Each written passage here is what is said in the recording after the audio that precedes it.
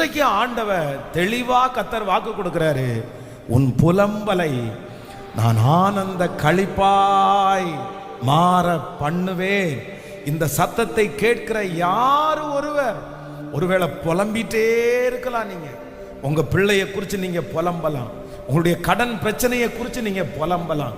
யாராவது ஒருத்தரை பார்க்கும்போது உடனே அந்த காரியத்தை தான் உங்களுக்கு ஞாபகம் வரலாம்.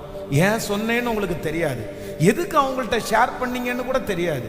ஆனால் உங்களுடைய இருதயத்திற்குள்ள முழுக்க முழுக்க அந்த விஷயம்தான் இருக்குது. அதனால் எங்கே போனாலும், ஒரு கல்யாண வீட்டுக்கு போனா, இல்லைன்னா ஒரு சொந்தக்காரங்களை பார்த்தா, யாரை பார்த்தாலும் அந்த ஒரு காரியத்தை நீங்கள் சொல்லாமல் இருக்கவே மாட்டீங்க.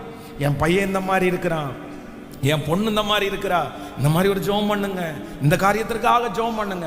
யாரை பார்த்தாலும் நீங்க தூங்கும் போது உங்களுக்கு அந்த புலம்பல் வந்து கொண்டே இருக்கலாம். உங்க மனசுக்குள்ள 24 மணி நேரமும்